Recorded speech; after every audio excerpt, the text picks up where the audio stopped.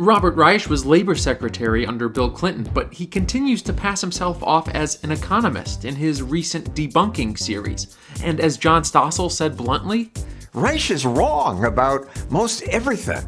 Our friend Antony Davies was a little more diplomatic. Robert Reich tells a good story that many non-economists find compelling. The problem is people who understand anything about economics can see the holes in the argument. He has the ability to tell half of the story, and half of the story he tells is right on, but it's the other half that makes the difference. We asked Antony to analyze 7 of Reich's most dubious claims on things like trade, inflation, and monopolies. Buckle up as Davies debunks the debunker.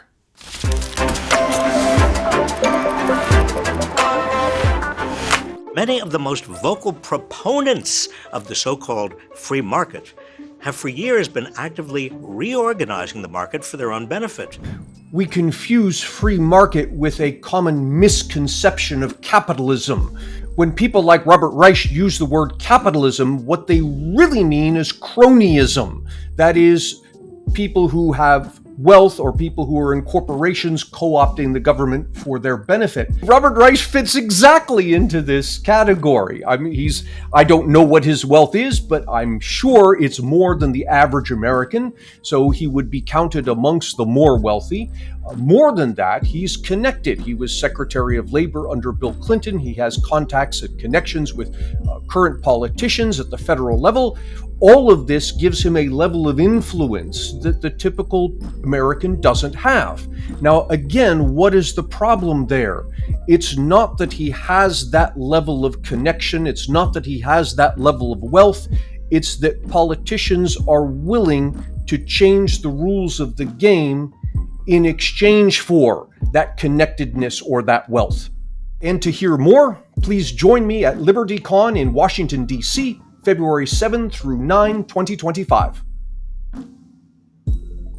So-called right-to-work laws have made it harder to organize labor unions. So the unionized portion of the private sector workforce has dropped to just 6%. I think unions are an excellent idea. And they stem directly from principles of a free market. That is, I have the right to associate with other people. I should have the right to form a union if I so choose and offer membership to you, and you should have the right to join. All of that is consonant with the principles of a free society. Where we go off the rails is in making unions protected monopolies. That is antithetical to the principles of a free market. So when the government steps in and says all workers must belong to the union, or you may not form a competing union to a union that currently exists, then the government has set up the union as a protected monopoly. And the problem isn't the union. The problem is the monopoly and all of the problems that come with protected monopolies. In my opinion, the United States would be a very different place if unions had not been protected monopolies. Global trade on its own is neither good nor bad. But the way trade is now conducted protects the wealth of those who already have it and burdens those who don't. Well, I think Reich here is wrong with his first sentence, that global trade is neither good nor bad. That's incorrect. Global trade is actually quite good. And it's quite good because in global trade, each country specializes in the production of the thing it's good at and exchanges that for things that it's not particularly good at producing.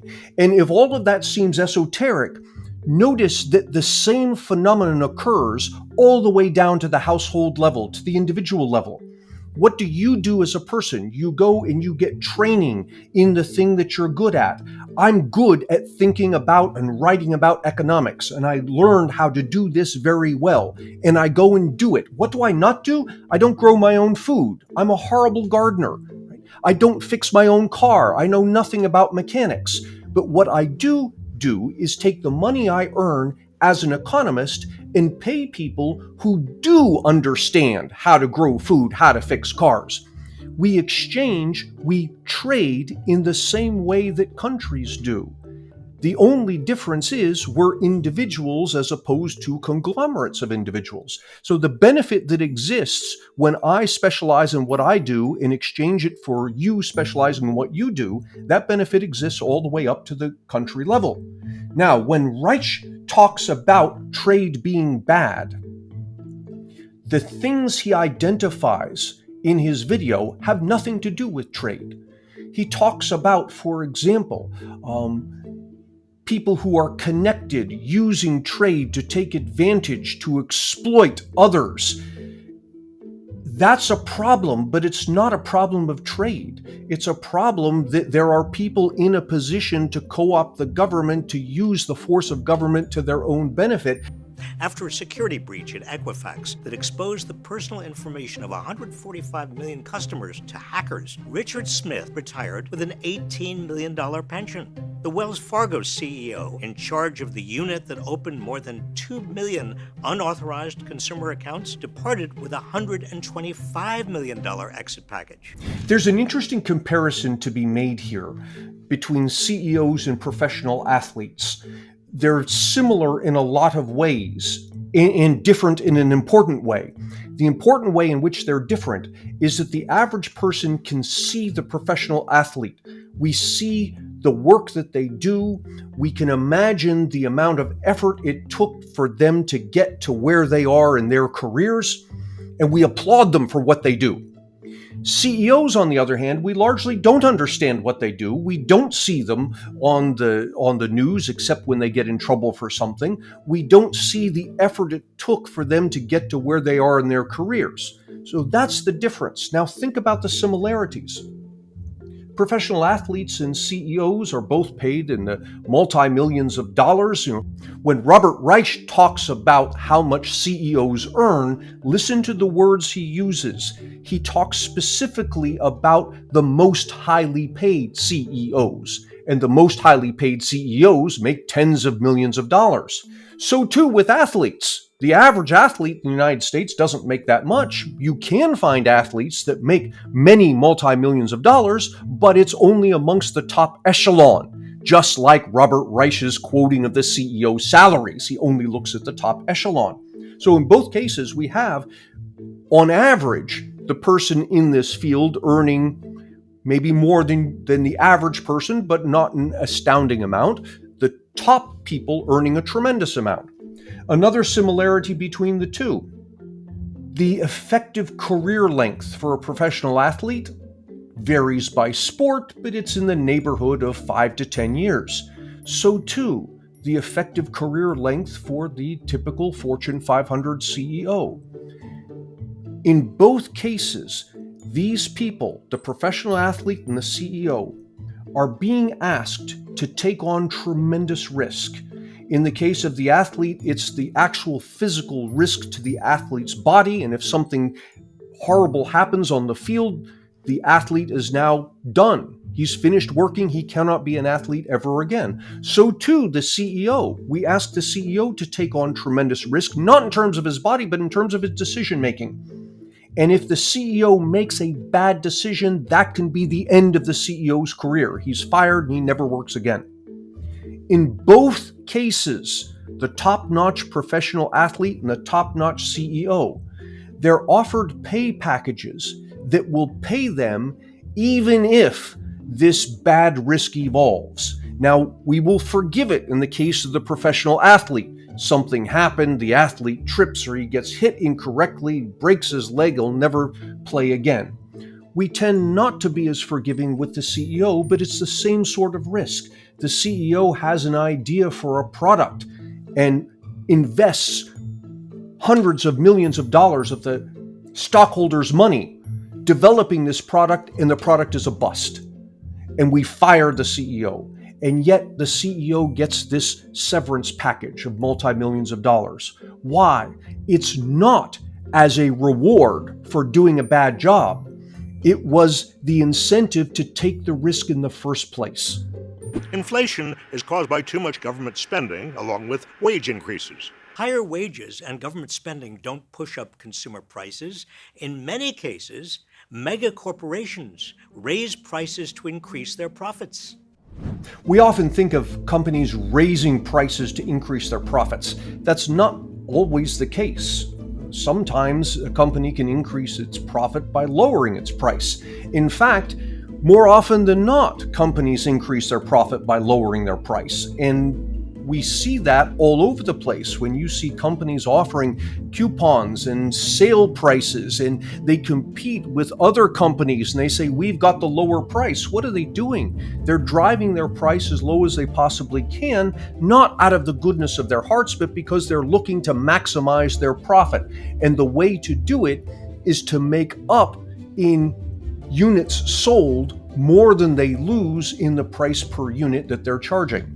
Not necessarily the case that companies are going to simply look to raise their price, but when a company does raise its price, that's not necessarily inflation. Inflation is the rise in the average price level.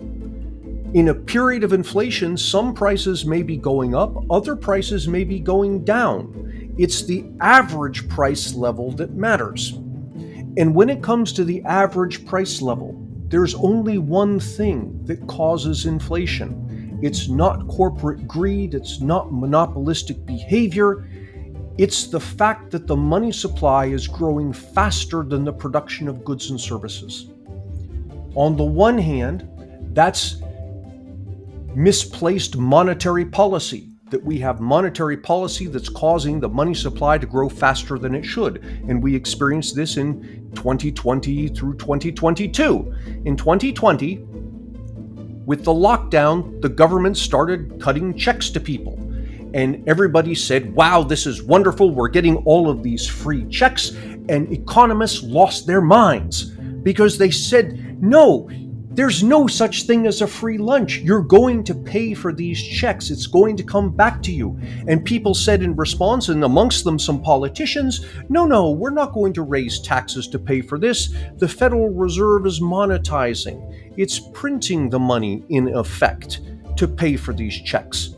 And again, economists lost their minds and said, no, you're going to pay in inflation. And people looked around in 2020 and they saw two things. They saw that they were getting free checks from the government and they didn't see inflation. And it's at that point that people started to say things like, printing money is a good idea. In fact, let's mint $1 trillion coin and pay off the national debt. And what happened? Well, what happened was it took a little bit of time because these things don't happen instantaneously, but we started to get inflation in early 2022 up through mid-2022 when inflation hit a peak of around 10%. And people turned to economists and they said, how come you didn't predict this? And economists said, we did predict it and nobody was listening. The high inflation we saw in 2022 was a direct result of the Federal Reserve growing the money supply to help pay for all of these free checks that we got in COVID. If you enjoy economics, keep the learning about liberty going. Click the link in the video description to receive a free ebook. Have you heard this lie? Economics is an objective science that has nothing to do with politics or morality. Bunk. I think we have to make a distinction between the economy and economics. The two are not the same thing. The economy is the sum total of all of the transactions and interrelationships that occur when we come together to exchange.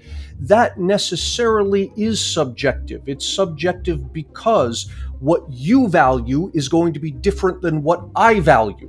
And that precisely is the basis for exchange. If it weren't the case that you and I valued a given thing differently, then we would never involve in exchange with that thing. There would be no point in my paying, $50 for a new jacket, because if objectively the jacket were worth $50, then I'd be just as well off before as after. Therefore, I have no incentive to engage in the transaction.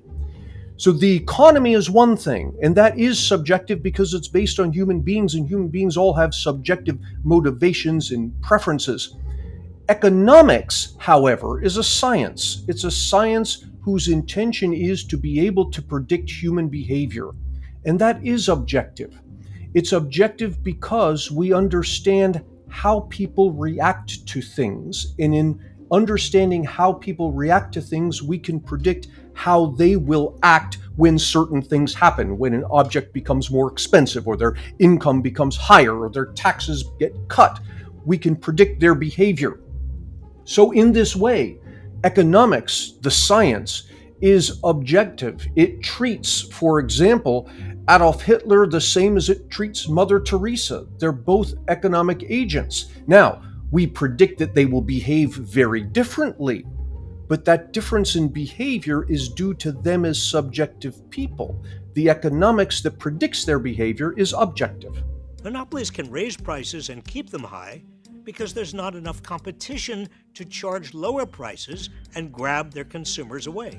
There are two types of monopolies.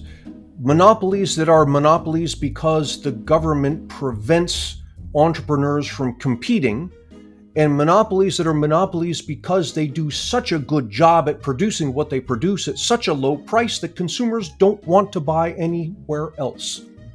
That second type of monopoly is not a problem because it's a monopoly not because the government has protected it, but because consumers have chosen it. And consumers can unchoose it at any time. A beautiful example of this is Sears. Back in the 1950s, Sears, not a monopoly, but clearly a dominant player, one of the largest retail sellers in the United States at the time, got to where it was because it offered a decent selection of products delivered to your door. And this was long before Amazon, long before the internet. You had a huge catalog and you look through here and every product has a code number. You call up someone on the phone and you say, I would like this particular code number, and you send them a check and they ship the product to your doorstep. And this was how Sears grew from a small business to the dominant retail player in the United States until Walmart came along. And Walmart offered a wider selection of products at lower prices. And what did consumers do? Consumers who had selected Sears as the answer withdrew their blessing from Sears and said Walmart is now the answer. And so Walmart grows and Sears diminishes. In fact, Sears ultimately goes bankrupt. Walmart becomes the dominant retailer until Amazon comes along, and Amazon says, we'll give you, consumers, the low prices that Walmart is giving you, maybe even better, the wide selection, and will deliver to your door just like Sears used to. And consumers said, yes, I want that. And they withdrew their blessing from Walmart and bestowed their dollars upon Amazon. And Amazon grew and Walmart started to shrink.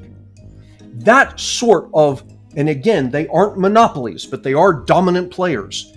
That sort of behavior is not a problem because the company is becoming dominant or ceasing to be dominant at the behest of the consumer. The problem is when the government chooses. When the government chooses, the consumers have no option. If you have a postal service that can't manage to deliver your package across town within the specified time, you have nowhere else to go, unless the government, as it did back in the late 1900s, withdraws partially its monopoly protection and says, okay, we don't think the private sector can come up with a competing service to delivering packages, but if you want to try it, go for it. And what was born? Purolator Courier and FedEx and UPS, all of these private entities came about once the government withdrew at least partially its protection of the Postal Service. And what did customers do? They said, yes, that's what I want. Now think this through.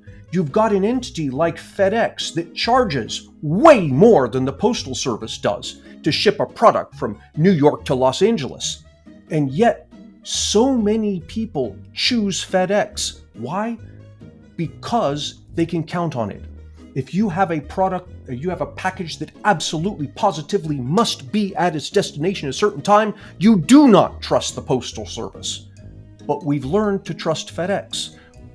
Why? Because FedEx, unlike the Postal Service, gets its money by satisfying customers.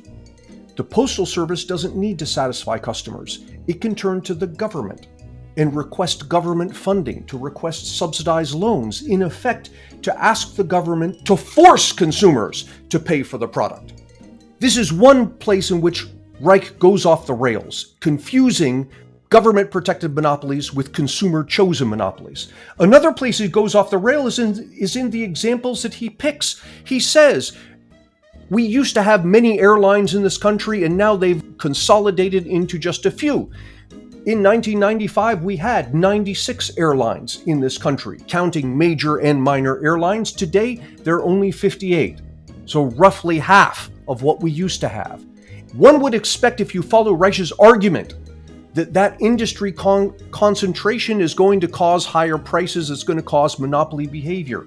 And yet, at the same time that we've lost almost half of our airlines to consolidation, air travel has become cheaper. As a fraction of the median worker's income, airfare is much cheaper today than it was in 1995. And that is despite the fact that 2 to 4 times as many Americans fly today as flew in 1995. So too, Reich talks about food, in that we've had a consolidation in food-producing industries. As a fraction of the median worker's wage, food is less expensive today than it was in the 1970s. So reduction in the number of firms does not of itself point to a problem. The problem is when the reduction in the number of firms is due to government protection. That's a problem. If you've enjoyed this video and to hear more, please join me at LibertyCon in Washington, D.C., February 7 through 9, 2025. A parting note, for being so focused on monopolies, oddly, Reich fails to mention the largest and most dangerous monopolies in the United States. First among these is the federal government, which has a monopoly use on force. Over the past century, as constitutional restrictions on the scope of the federal government's power have weakened, the areas in which the government is able to exercise its monopoly power have broadened. Second, the Democratic and Republican parties themselves are nonprofit corporations. They are not governmental entities, and they have set election rules in such a way as to make it nearly impossible for third parties to compete on the electoral stage. And for evidence that they have monopolized the political process, consider that in polls, roughly 28% of Americans self-identify as Republican, 28% of Americans self-identify as Democrat. Meanwhile, 42% of Americans self-identify as neither.